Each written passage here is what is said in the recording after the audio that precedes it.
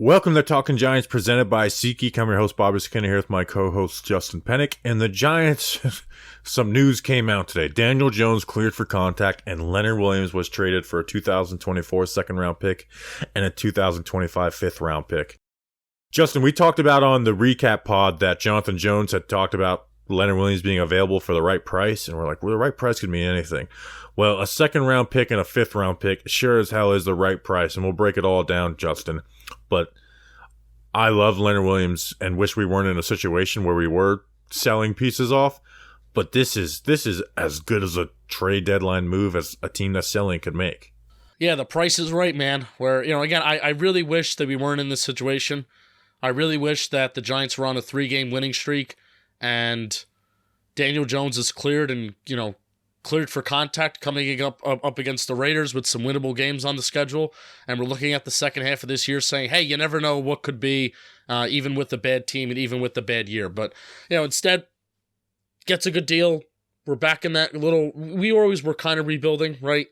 Back in that little bit of a rebuilding phase, trading away a good player that I really like.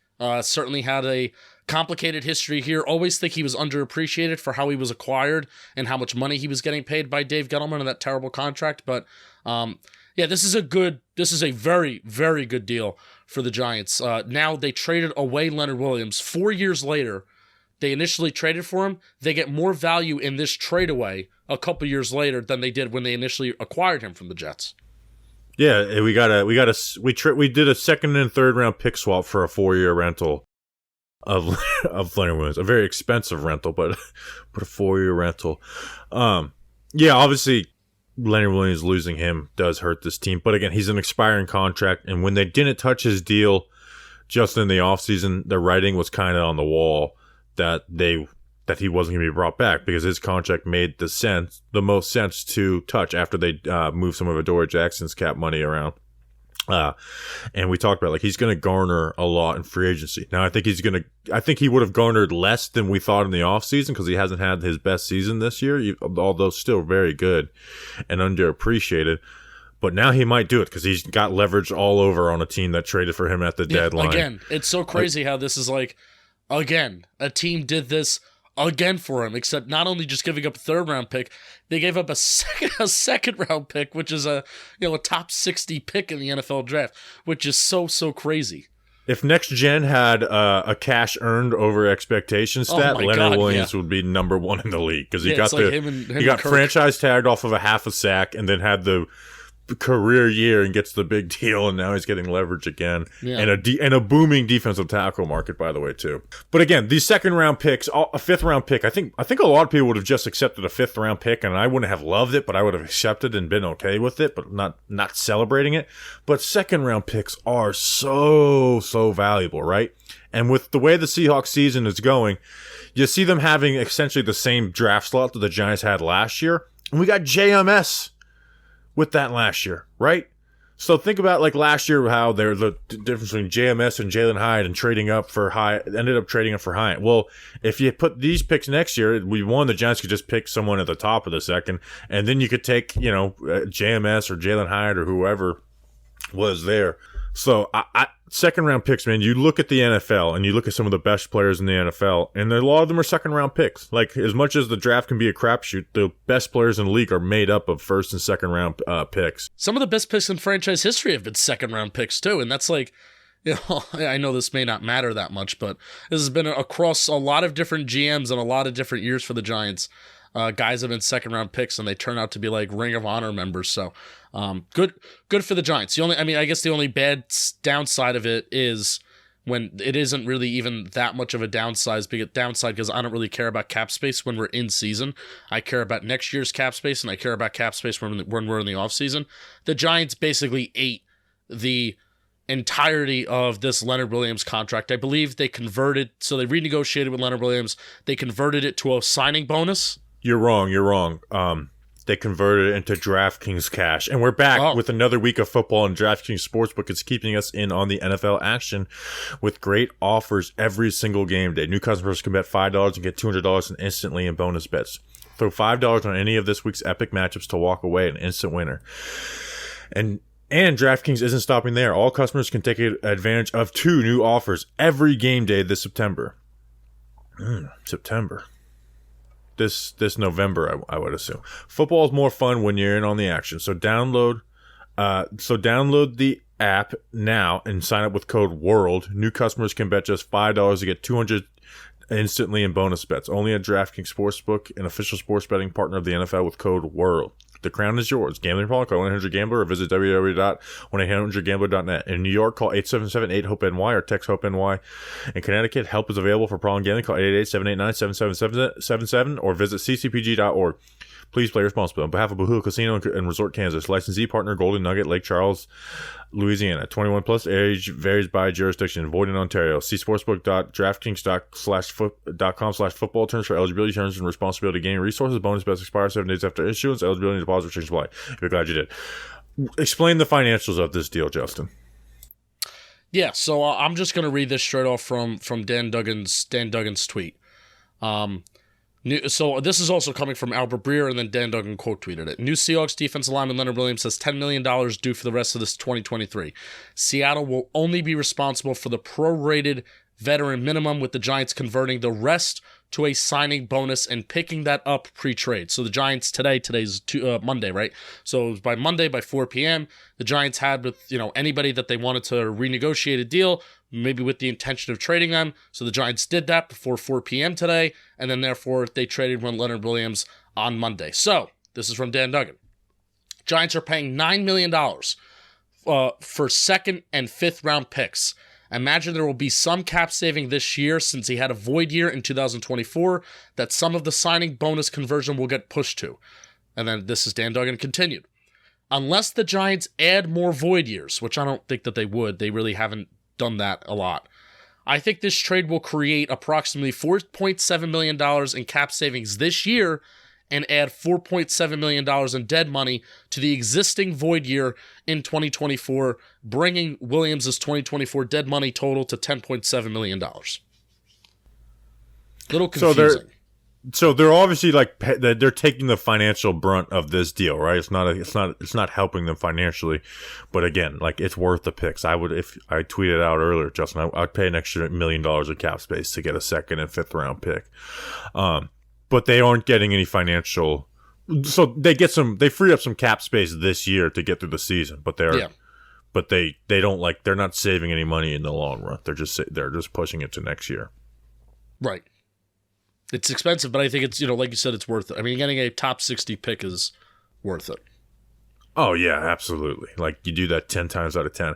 Now I loved watching Leonard Williams play. And I thought he was underappreciated, like you said, at the top due to his contract and the trade.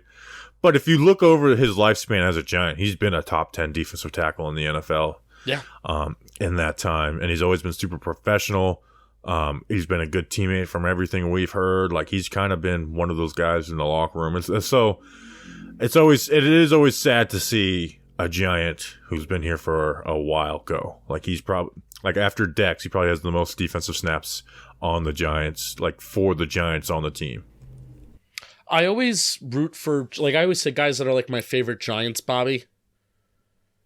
Growing up, I said O.C. Umenyiora was my favorite Giant. Of course, Eli Manning was my favorite Giants player. Of course, right? I have a jersey of him behind me. But that was everybody's favorite player. So I said growing up, O.C. Umenyiora, Ahmad Bradshaw, some of the underrated guys. Leonard Williams has been my favorite player to root for as a Giants podcaster since 2019. He's been my favorite player to root for. And a lot of it has to do with narratives and fighting some battles online and looking past how he was acquired and looking past contract and looking past this, looking past that. A lot of it has to do with defending him, but he was my favorite player throughout these last couple years. I'm sad to see him go. Him and Dex together, by the way, they were one of the best, if not the best, interior defensive line duos of the last couple years. And even when Leonard Williams wasn't getting the sacks, and even though he wasn't getting maybe even the pressures and the QB hits that I've wanted him to over the last couple years, dude, he still won. He was still a good pass rusher. His run defense is very underappreciated. Still very good against the run. He was not worth the $30 million that his cap hit was taking up this year. 100%. But that does not ignore the fact that he's still one of the best interior defensive linemen in the National Football League, in a position, by the way, that I think when we acquired him, Bobby, in 2019, I don't think interior defensive linemen had like the same reputation that it does now, where I think the positional, in terms of positional value, I think the interior D-line, it's going up, because the more guys that you want to drop back into coverage, if those guys up front can take care of their business, getting it to the quarterback, number one, but also more importantly, stopping the run so you don't have to put a million guys in the box, even though Wink does it anyway. And two gapping. If those guys could take care of their business up front, it makes you so much better against the pass, because you can have the secondary players and linebackers worry about defending the pass. Oh, yeah, absolutely. I mean, basically the defensive tackle market popped the year after he got his contract, is when it started going off. So yeah, he's gonna be missed, right? But now it's gonna be good evaluation for other guys, right? Like Ashawn Robinson is a starting defensive tackle in the NFL. He's gonna get those snaps most likely in those two D lineman sets, and then Nacho's gonna be called into a bigger role, right? Where they kind of would put Nacho in on the field when they were going two D linemen with depth, and then they would put Ashawn in the 3D line sets, where Ashawn was kind of like a starter, but he wasn't playing like full-time starter reps because they only played him in 3D line sets. But the Giants do that a lot. So it's going to be interesting to see, because Ashawn's, and if you go off Ashawn's past film, he is absolutely capable of stepping in there, even though if he's not a Leonard Williams type pass rusher, he is, I think, as good as him in the run game. Also, I think this is going to be key. Okereke is obviously here for a long time, and Okereke has really continued to play amazing, outside of that missed tackle versus Breece Hall, which matters. But Micah McFadden, right?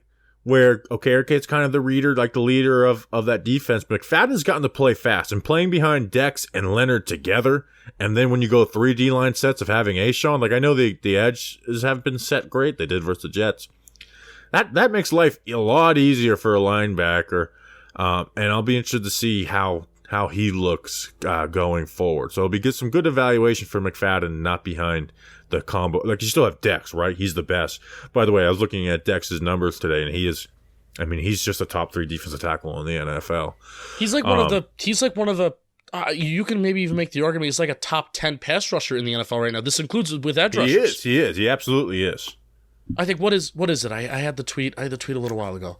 I think he's 5th in the NFL for total sacks, QB hits, and pressures. So this is according to PFF, which they track pressures differently than Pro Football Reference. I'm leaning more towards PFF as time goes on. I'm only using PFF for player pressure stats, and now. Oh, no more Pro Football Reference? No, because it's just they don't align with everything. You know what, and I think that's fair. Dexter, I still think PFF overestimates. Dexter Lawrence leads all interior defensive linemen with 44 pressures and is tied for the league lead with Nick Bosa, which is crazy. He leads all interior defensive linemen in pass rush win rate. He's 4th in the league in pass rush productivity behind Myles Garrett, Trey Hendrickson, and Micah Parsons, and he's tied for 2nd in the NFL in QB hits as well. So he's not just like he's not just the best interior defensive lineman pass rusher right now. He's like one of the best in the NFL when you include edge rushers too, which is crazy. Yeah, and we know Dex is amazing, but I'm also interested to see what he looks like without Leo. Yes, which we got a taste of that last year. He was still great. All right, so I want to go through the Giants' current draft picks, and real quickly, just the Giants now they have for this year they have their first, their second. Now they have the Seahawks second, their own 3rd, 4th, 5th, and 6th, and then they lost their 7th rounder in the Isaiah Simmons trade. And wow, that's a Twitter ad. I accidentally scrolled. We only read our own ads around here. And then the following year, they have their 1st through 5th their own, then the Seahawks 5th and the Bills 7th. From the pick swap with Boogie Basham in their 7th, they don't have their 6th. Here's what I want to say about Joe Schoen. And I'm not going to go through all the Joe Schoen trades, but I look at most of them favorable. We've kind of preached, like, it's kind of been a talking point even before this year went bad. It was like, don't crown Joe Schoen yet as a great GM, right? You got to see how good he is as a drafter, right? Sometimes it simply comes down to how good are you evaluated talent in the draft. And obviously more people are on that now that the Giants are not good. What I am very happy with him is how he handles trades. Like, he's consistently won trades. Like, basically, I guess I said I wouldn't go through it. So you trade down from pick 36 to pick 38. You get Micah McFadden with that pick. Then you trade down 5 spots from 38 to 43. You get Dane Belton, and then you draft Wandale. Like, even if you don't like Wandale, like, that's who he picked, right? And that's the question. But the trade is good. Then you trade Tony for what ends up being Darren Waller and Trey Hawkins. That's good. The Banks trade, you guys know I'm not in love with that, but you're going up again in your guy. You give up a 5th and a 7th. I can live with that. The Hyatt trade, moving up 16 spots for a guy you thought was worth the 2nd-round pick. Then the Simmons and Boogie Basham trades. Those aren't like slam dunk great trades, but you are getting rotational players for draft picks that usually don't turn into rotational players. And you're playing a lot of snaps. Yeah, and then Leonard Williams trade. Like, I think if you ask me, what has Joe Schoen been the best at for a GM right now? Cap management, free agency, drafting. To me, it's clearly the way he handles trades. Yeah, I agree, and it's not over assigning a value on certain players and certain picks, right? Just because, like, let's just say, like, Jalen Hyatt's your guy, right? So I'm good. Maybe that is like that. That's the one where you jump a lot of spots and maybe you give up something, right? But not slamming the table and be like, I'm going to overextend myself and give up way too much to go up 16 spots in the draft. So everything has just felt like Joe Schoen has been in control, and this is even with like contract negotiations too, where it's just besides Daniel Jones, it's felt like Joe Schoen has like been in control with all of the trades that he's done and most of the contract negotiations that he's done. And that's a nice thing where it's like we're not letting the market dictate what Joe Schoen does. Joe Schoen is dictating what he wants his football team to do. Yeah, and we've seen that Joe Schoen has good process. Like, that's the one thing we said. Now, process does not make a good GM, but he does have good process. Really, the only thing you could argue against that would be the Daniel Jones contract, which I do slightly agree. Like, when we did the Daniel Jones contract, like, Daniel Jones did win that. Yeah. And the argument could be made, you let him go to open market and don't bid against yourself. But at the end of the day, me and you were both on board re-signing him. He just was re-signed at like $4 million per year more than what we thought the market predicted. I want to revisit one thing. We were talking a little bit about what the defense will look like for the remainder of this year. And how I'm going to connect that to the draft is because I do think it's going to be really, really interesting to see how Dexter Lawrence looks without Leonard Williams. And, you're talking about the linebackers, but I'm specifically talking about this front 4, even front 5. They like to play with those 5 down linemen, sometimes 2 with like 2 edge rushers and 3 interior defensive linemen.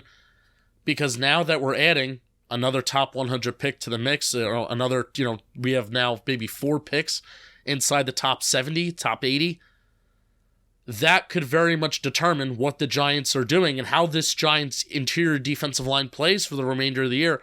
That could very much determine if the Giants are adding another big guy day 1, day 2, day 2 of the draft. I think it really does determine that because Leonard Williams, the reliance on him, and this is from Research Rick. He compiles all the snap share numbers every single week. Leonard Williams this year had 71% of all defensive snaps, 46% of all snaps as a tandem with Dexter Lawrence, and 21% in various 3 defensive lineman sets. And we know just how effective, number one, those 3 defensive lineman sets have been with Dex, Leo, and A'Shawn Robinson on the field. It's been really, really good against the run. And also we know just how good Dex and Leo are on the field together stopping the run. So if there is a clear drop-off in the run defense's performance, maybe even Dex's performance, if there's some clear drop-offs in areas where Leo kind of was good in, then I think that does determine, where are the Giants going to be at either spending-wise in free agency or even draft-wise, draft capital-wise early in the draft on where they're going to be looking. Yeah, I kind of want some of those guys regardless. Like, I value that front so much. But it'll be, because A'Shawn's on a 1-year deal. Nacho's on like a 3-year deal. Nacho's around, but Nacho's also not a difference maker. He's a rotational guy at the end of the day. Right. We forgot to mention this. I broke the news, basically. Oh, you did? Yes. I had a very lucky guess that, like, wow, I thought maybe a second and a fifth could get it done for Leonard Williams. As for 15 minutes, people called me fucking delusional. And look, what do you know? The Giants, and it would just happen to be the team that I thought might be interested in Leonard Williams in the Seattle Seahawks. Isn't that crazy? It's crazy. How'd you do it? I had like a top 10 day on Twitter for me, and a lot of that comes into the next topic we're going to talk about with Daniel Jones being clear for contact. But it was a nice bow on the arguments I got in with beat reporters today to be like, hey, your boy is not just arguing with you; he's getting scoops on the side too. Yeah, I was shocked when if someone were to give me a source when someone told me that, I was like shocked at that. I mean, second and fifth, like I was like, man, that's hard to believe. But I'm pretty good on my guesses. I guess Nick Gates to the Commanders. I guess Darius Slayton to the Falcons. That one was actually a guess, and he almost went there. So you guessed that Wink Martindale might be going to being interviewing with the Giants, and that ended up happening. Did I guess that Saquon Barkley was going to get an MRI on his neck, or was I sure about that? No, you were sure. You didn't guess. You were sure that he was getting an MRI on his neck. Yeah, but congratulations. I mean, I really like that happened. It couldn't have happened on a better day. Because of the first half of your day where you were... I was kind of out of it today for a couple different reasons, and also I may have some different opinions from you about DJ being cleared and the whole. There's one thing that is dumb with the whole thing. We're going to talk about it next, but I was very happy for you that that's how you got to end your day when you had basically the entire, blue. I guess they're not blue check, but blue check Giants beat media coming after you this morning. So, why don't you talk to us about something and then we'll talk about that? Yeah, I'll talk to you about something. Goodbye, Leonard Williams. I guess this is like the last time that I get to say it. Goodbye. See if we play the Seahawks next year, which we won't because do we play the NFC? No, we play the NFC West this year, so we won't play Leonard Williams. Actually, he's a free agent. We'll see. We could go after him. Could go after him. He is one of the first players ever to not have he doesn't have a bye week since the Seahawks just had a bye week, so he's going to play 18 games this year. And guess what? He'll do it since he's an Iron Man. Today's episode is sponsored by SeatGeek. If you don't know what SeatGeek is, they're a ticketing app that makes buying tickets super, super simple with over 28 million downloads. SeatGeek, they're the number one rated ticketing app out there. There's more than 70,000 events every single day on SeatGeek. Bob, did you hear that Creed is coming to the PNC Bank's Arts Center next year? I did. So you're going to go with snacks, right? You're going to fly up here? I'm going to get tickets from SeatGeek. You're going to get tickets from SeatGeek. I'll drive you guys. And I'll drop you off, and I'll pick you up. And that's what Bobby and Snacks are going to do next summer using SeatGeek. They have sports, concerts, and festivals, and so much more. Every ticket is backed by their buying guarantee, and SeatGeek is the only site that lets you return your tickets ahead of the event with swaps. We got the hookup. Use code GIANTS for $20 off your first purchase at SeatGeek. That's $20 off your first purchase with promo code GIANTS. Click the link in the description to download the app. Bobby Skinner, you and Snacks will be glad you did when you go see Creed. So Daniel Jones was cleared for contact Sunday before the Giants game. The news and the takes around this infuriated me. First of all, I will say me and Jordan Renan don't hate each other. I was texting him on the side telling him you did call him a dickwad. Yeah, oh yeah. But here's the thing: is he's the only person on the beat I'm comfortable with doing that, and he was calling me Dent, so I felt it was like we're it's the only person on the beat I'm comfortable enough to do that to. And I was telling him, tweet back at me. I was like, you finally have the public on your side, and you're not going to tweet back at me. Before I go into my rant, because you said you disagree with me on something, what do you disagree with me on? I mean, I don't even know your full stance because there were so many tweets that were being fired off this morning. Here's what you said that I quote tweeted you. I would understand not starting Daniel Jones yesterday because Tyrod Taylor got all the first-team reps in practice. But why was he ruled out on Friday when the week before he was questionable? They had to have some idea that he'd be cleared, right? So then here was my response to that. I don't think it's crazy to believe the Giants were taking it week by week with Tyrod since he was operating the offense better than DJ, taking a let's not rush things approach. DJ was going to return at some point, and DJ was also going to return and start at some point. But now with Tyrod hurt, the timeline is accelerated a little bit more, and that's not me implying that Daniel Jones is rushed back.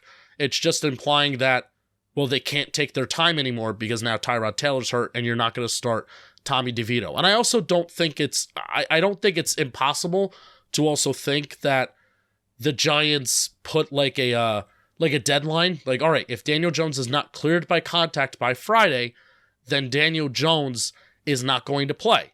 He was not cleared by Friday, but this is the thing that doesn't make sense. Why was that deadline Bobby. Not put there for the Commanders game? This is the thing that doesn't make sense. Because let's just say if there is a deadline that's set in place for Friday, because Friday is the day that we're going to rule him out or not. This is from Dan Duggan, today, October 30th at 11:50 a.m. Dable said Daniel Jones met with the spinal surgeon pregame and they did his tests. Dable said he was told after the game that Jones would be ready for next week. Dable said those tests occurred on Friday before the Washington game when Jones was listed as questionable. Dable didn't say why this week's appointment was scheduled for Sunday morning instead of Friday or Saturday. That's the part that makes zero sense. Zero sense. Agreed. I want to go through the timeline. Also, I just want to say I'm glad Daniel Jones is back. Yes, very glad. Wish we were on a 3-game winning streak. The timeline. You make him questionable for the Commanders game, right? He does not play in the Commanders game. Then he practices all week without clearance for contact, but as the scout team quarterback. So in team drills, but just not with the first team. So he's getting the same workload that he would be getting even if he was cleared for contact, right? If they cleared him for contact last Tuesday, he would have gotten the same.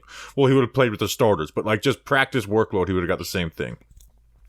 Then he gets ruled out on Friday. Then he's cleared for contact before 11:30 a.m. actives and inactives for the Giants game. Tyrod gets hurt, and you put in a QB you had no faith in to throw a forward pass. Here's where I'm going to go because I'm going to get stick with me through the whole thing. One, you could have Daniel Jones and Tommy DeVito both active, and it doesn't take up an extra roster spot because of the QB3 rule. You cannot put Daniel Jones as a starter after not getting preparation as QB1, right? You give Tyrod the start. But not having DJ as quarterback 2 to me is where they totally screwed this up. Well, it's the Jets defense and it's raining. Well, first, you don't need a heavy passing game plan if you get put in that emergency situation. And guess what? It's better than what you had with DeVito. Because if you have Daniel Jones out there, even if it's not a heavy passing game plan, you're not doing 5-step drops, you're getting the ball out quick, it is so much better than what you have out there with Tommy DeVito. Second, what do the words cleared for contact together mean to everyone? Because this is a third-party medical clearance. This isn't a coach trying to save his job. They don't clear you for next week. If he wasn't ready for that game at that moment, if he wasn't ready at that moment, he would not have been cleared. There's no, oh, well, he's not ready now, but he'll be ready next week. That's not what a third-party independent medical doctor does. He's either cleared for contact now, or he's not clear for contact. That's all with these neck injuries. If he wasn't fully ready, he wouldn't be cleared. Resting a week will not help with re-injury on this. He had 3 weeks, and now it is time for him to go. It is time. Okay, the 3 weeks, you're dealing with an injury. We're not rushing you back. But now, at this moment, you have been cleared for contact. But they ruled him out on Friday, and that's the issue. Bam! He wasn't cleared on Friday, so they're not going to play games with the injury report. The Giants don't play games with their injury report. The team had Saquon as a possibility 3 days after a high ankle sprain. And again, it does you no harm to make him questionable. No harm. Because of the QB3 rule, he doesn't take up a spot even if he's active. Like, even if Daniel Jones wasn't cleared for contact and they hit him active and he's not playing, nothing has changed about the game day roster because Tommy DeVito is still active because of the QB3 rule. It literally does no harm to not make him questionable. He was ruled out on a Friday. Well, guess what? If that's the defense. Well, guess what? That was a huge fuck up by them if he was ruled out on a Friday because he was cleared Sunday morning before the game. You telling me that on Friday, if they did do a test on him, he might be ready for Sunday to be QB2, emergency QB2. And the idea that, oh, well, it's the time he showed up. He showed up at 9:45. You're telling me that DJ couldn't have a little bit of a late breakfast and show up to get a test on Sunday morning? Again, to be quarterback 2. Whoa, Justin, Bobby, you don't take chances with neck injuries. Then why is he playing 7 days later? Why is he playing next week if you don't take chances? Because that is not what medically cleared by a third party does. Again, not some coach trying to save his job, forcing this quarterback in. He was medically cleared by a third party.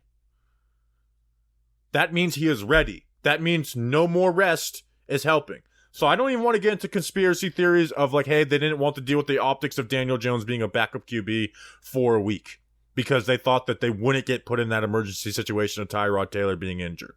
So here's where I'll say, okay, let's say you're right. Then they should have signed a quarterback 3 weeks ago to be the backup. Here's my theory. They screwed up one way or the other.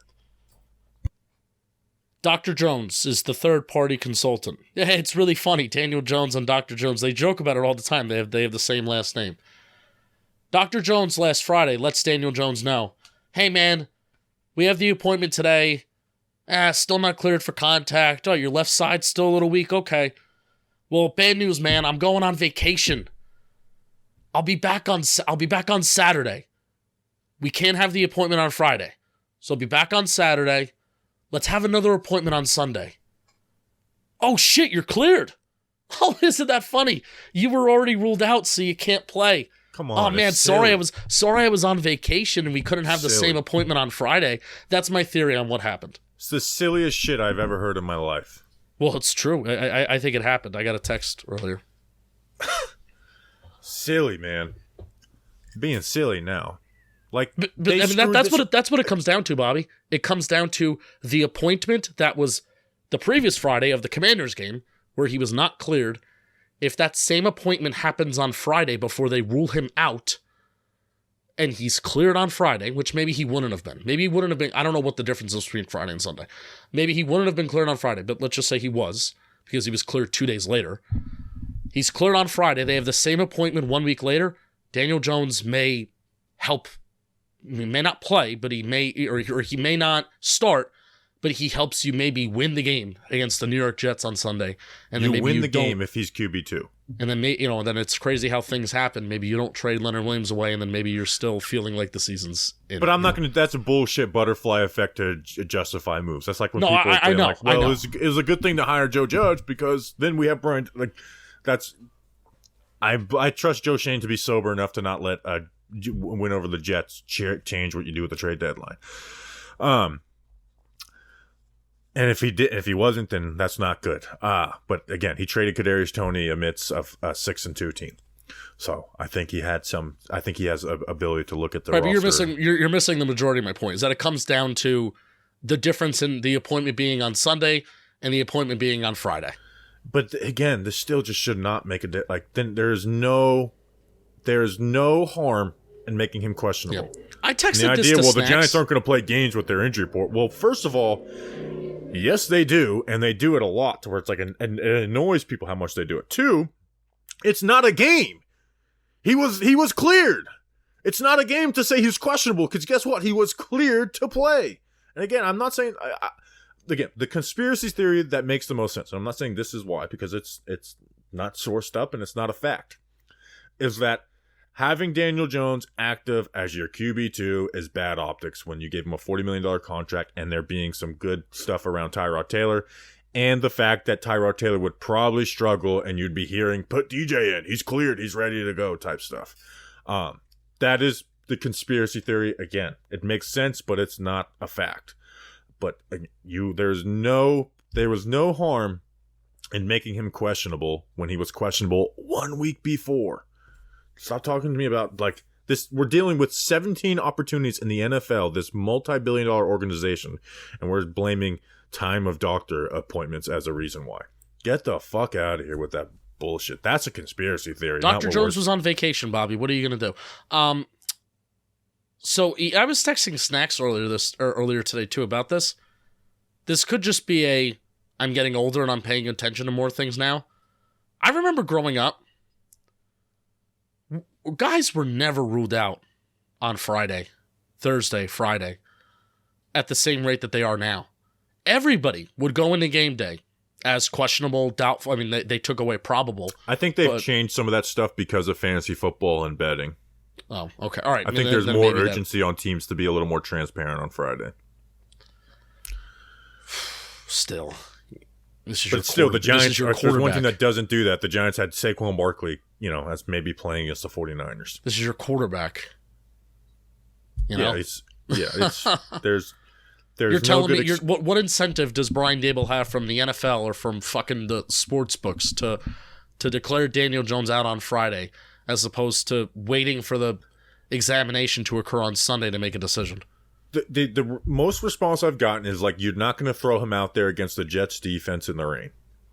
Well, then he shouldn't have been medically cleared. If that's the reason why, he shouldn't have. Then he wouldn't have been medically cleared. What's the difference with this offensive line and Evan Neal or whoever at right tackle going up against Max Crosby next week? If that's your reasoning, because he can't go up against the Jets in the rain, we play the Cowboys in 2 weeks, Justin. That's going to be insane. Then he shouldn't be going up against anybody. Again, if you don't take chances with neck injuries, he should not be playing the rest of the season. This is not the 2014 Cowboys offensive line that we have. Breaking news. Daniel Jones is going to get hit no matter what. Yes, he's going to get hit this week versus the Raiders. All right, Justin, I want to talk about Saquon Barkley a little bit too. First, this episode is sponsored by Shady Rays. I love Shady Rays. Although there's some shady shit going on with the DJ clearance, the Rays is shady. They're not shady about their business. This is the season of giving. Give the perfect gift for a special someone, yourself, or both. I prefer both. Our friends at Shady Rays have you covered with premium polarized shades and quick swap snow goggles that won't break the bank. Wow, you Northerners can use those snow goggles. Or you Southerners going up north, like me this weekend. Shady Rays is an independent sunglasses company that offers an unrivaled product that's just as good as any expensive pair we've worn. Durable frames and world-class optics for all outdoor adventures. And if you're into winter sports, their quick swap snow lenses move effortlessly between full sun to low light environments. That's not all. Shady Rays offers the most insane protection in all of eyewear. Every pair of sunglasses is backed by lost and broken replacements, which again is like the coolest shit ever. And guess what? They're not going to ask you questions. If you lose or break your pair, even on day one, they will send you a brand new pair. No questions asked. Wear your Shady Rays with confidence because they have your back long after you purchase. Exclusively for our listeners, Shady Rays is giving out a very great deal for the season. Go to shadyrays.com and use code GIANTS for 50% off 2+ pairs of polarized sunglasses. That's a great deal. Try for yourself the shades rated 5 stars by over 250,000 people named Ray. You'll be glad you did. Reports, I actually want to read them both because you have one from Josina and one from The Athletic. On Saquon Barkley is Josina. Inquiries have still arisen on Giants running back Saquon Barkley, but said teams are being told he isn't going anywhere. Barkley is not only a core piece, but the clear face of the franchise. And then Jeff Howe of The Athletic. Teams have continued to call the Giants about running back Saquon Barkley, but they've been told he's definitely not available per sources. The Giants were open about this last week, but it hasn't stopped teams from trying. So you have teams being a little persistent, and the Giants are just saying no, right? And I'm actually not in this big rush to trade Saquon. Like, I actually would need like a decent haul back for him to think it's worth it. But you could not extend him coming off of a playoff win. And now, and you were looking to win this year. And now you're like in a bad situation, Justin. His highest efficiency number was week 1 versus the Dallas Cowboys in a 40-0 loss. He hasn't hit over 4 yards per carry, which 4 yards per carry is like the minimum bar for me for like a good game for a running back. Now, this last game is an exception because of the situation,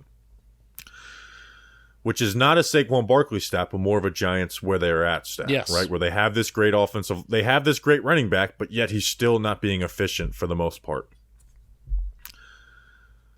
To not even not even explore these, right? And negotiations happen as like they call, they offer, then you see and you can to not even explore on a guy who's missed 4 out of games 4 of the last 5 years. To me is bad. And I hate to do this shit because if it's not confirmed, but this is one of the few times where I will say that Mara influence has to be a little bit upon this. Like, you just can't deny it. Like the whole, like the face of the franchise shit. Like this is one of those times where you can't deny it, because it's to not explore trades. Not saying go out there and look for whatever's the best deal you can get, but to not explore trades when you just got a 2nd and 5th for Leonard Williams and no one believes you could do that, to me is not good at all. I think you're saying the Mara theory simply because it's something that's not good and it's something that doesn't make sense, which I don't want to. So I don't want to like be like, yeah, I agree with you. I think this is Mara influence because it's not 100%, right? Like when people say that with the Daniel Jones contract, I don't say that for the Daniel Jones contract at all. Like, I understand the thinking about it, and there's like plenty of people around who like, hey, this is reasonable, even though again we think TJ won the contract by about $4 million per year, right? So I don't want to like say that and be like, yeah, I totally agree with you, even though it feels like it. Like, I 100% agree. But here's like my main question right now with Saquon Barkley, Bobby. Because we went all offseason talking about Joe Schoen is kind of treating him like a piece of crap. Kind of being, That's the crazy thing. Where all Saquon Barkley tried to do and say this offseason is, I want to be a Giant for life. I want to be a Giant for life. And everything that the Giants did as an organization said the opposite. So now we're at the trade deadline, and a week before the trade deadline, the Giants are telling Saquon Barkley, and they're telling the public, and they're telling the rest of the 31 other teams that he's not available. What is the plan? What is the plan with Saquon Barkley? That is my question. I agree. Coming off of a playoff year where he's fully healthy, has a great year, and you're not willing to extend him then, right? And not for some Luke like crazy deal, but not willing to extend him then. Franchise tag him, like you said, it'd be one like if they extended him in the offseason, like, okay, there's some reason to this, even though a lot of people disagree with it. But to, like you said, to do all that and then make him the priority of like, hey, we refuse to listen to anything. To me, it's contradiction. Yeah, it's strange. It's a contradiction, which is why I think it's like the Josina Anderson line of like he's the face of the franchise too. It's like he is. I don't know. I hate being in this because I do Can I give you my opinion? I think that's Josina adding her line for one of her guys and one of her boys. That's fair. Josina, I don't think that's a reading the tea leaves of what Josina's reporting what's coming from the Giants building. I think that's Josina backing one of her boys. And I think that's totally fine. Like, Josina, go do what you got to do. And again, it's not a leverage play because this is coming from the other organization saying like, hey, we're calling, and they are not doing that at all. Yeah. And that's what's been, I mean, they literally, when has Brian Daboll ever came out and said, no, we're not trading this guy? Like, when has he ever just been open about shit like that? And they literally went and told Saquon Barkley, we're not trading you. So to do that and then go and trade him would be, again, there'd be a lot of contradictions here. But again, it's just a very weird situation. No, you can't trade him now. You can't. This is the one time where it's like locker room and, team chemistry and things like that. And, if you don't want to sign Saquon Barkley, Joe Schoen never promised Saquon Barkley anything. And that's the strange thing about this. Joe Schoen never said, I promise that we're going to bring Saquon Barkley back. Like, he's our guy. He is the franchise. Throughout last year, he was very stern. Like he did with DJ. He did it with DJ. He was like, DJ's our guy. We're going to find a way to work it out with DJ. Never did that with Saquon Barkley. This is the first time that Saquon Barkley has been promised anything under the Joe Schoen, Brian Daboll era. And it's arguably the thing that makes the least amount of sense to promise him, because you could, again, just keep it I would rather you keep it private and in-house, even if Joe Schoen and Brian Daboll be like, we don't want to deal him. Just keep it in-house until 4 p.m. on Tuesday, and then go up to him and say, hey, man, we had your back. You weren't going to be traded. Maybe you were sweating there for a hot sec, but we got your back. We want you here. And then you deal with it after the fact. But I hate that they did it a week ago. And they're like, all right, nope, we're not trading you. Because then now the phone calls are starting to come in. And it's like, well, you already dug your grave. Now you got to lie in it. And here's the thing. I'm not in a rush. Like, if you said 5th round for Saquon, I'm like, I don't know. Like, I think keeping him for another year or two, even especially if they were to get a new QB, would help. right? Like a fifth round pick probably is not going to be more impactful than Saquon Barkley. But again, you just got a second and fifth for Leo. Yeah. Like, to not explore it, to me, is what's wrong. Yeah, and that's but saying what you said last week puts you in this predicament. Like, you could have just kept your mouth shut, and you could have just been like, "Oh, we'll see." We'll see what 4 p.m. on Tuesday. No one really reported that Saquon was being traded. Like, the rumors were literally reporters just not having stories and saying like, "Oh, what can drum up some clicks? Could Saquon be traded?" So I don't understand the rush to be like, well, he's not. Like, why did you need to say that 1 week ago? Again, I'm not calling for Saquon Barkley to be traded. I think the plan, Bobby. I think he's going to take a really team friendly deal this offseason. Which would be great. Like, if it's a truly team friendly deal, I'm all for it. He's caved in everything. Everything so far. Saquon Barkley has caved and has just said, "I want to be here. I want to be here. I want to be here." I think because of the year that the Giants are having, because of the year that he's going to have, where he's not going to get anything close to what he did last year, he missed some games. I think he's going to take a really team-friendly deal, and it's going to make the rest of his peer running backs very pissed off. And it could help him more financially by doing that because of being in the New York market and shit, which is never a reason. Like, agents will like never let you do that. Like, just take, like, for the most part. But it would help him, like you said, with legacy, like staying. Like, I saw someone tweet it today, and I wish I remember who it was so I could credit them. It wasn't like a report or anything, but it's like he wants to build a legacy, a la Barry Sanders, right? Staying with one team, and Barry Sanders, despite the fact that never won a game, like, is still a huge part of that Lions organization. Let's look at something really quick. So. It's just, but like, again, you got a second and a fifth for Leo. Like, shop around and see, maybe you get a second for Saquon, right? Like, if you got a second for Saquon, you should take that. I said this past week that Saquon Barkley passed Alex Webster for fifth all time in franchise rushing yards. Recently passed Ahmad Bradshaw this year for seventh. Passed Frank Gifford for ninth this year. So next on the list. He's going to get about 500, 600 more yards this year, so he's going to pass Brandon Jacobs for fourth. He needs 400. It would take a lot to pass Tiki. I mean, Tiki has borderline Hall of Fame numbers. He needs about 600 yards to pass Joe Morris, and then he needs about 2,200 to pass Rodney Hampton. So he'll probably end up second all time as long as he doesn't have like a ACL tear type injury. Yeah. But I guarantee Tiki at 53. Which is like, if he stays, like, he could end up being in the Giants Ring of Honor. Like, it's pretty realistic to think that. Yeah, and I guarantee he looks at this list that I'm looking at right now. I want to be number one. Yeah. I mean, where's Daniel Jones in this, by the way? What? Franchise rushing history of the Giants. Where's Daniel Jones in this? He's got to be top 25. I'll say 21st because I love the Wood brothers. You are exactly right. I was looking at it. No, come on. So he will definitely be third all time, and there's a good chance he's second. It would take a miracle for him to get. He need like an Adrian Peterson type end of career to be first all time.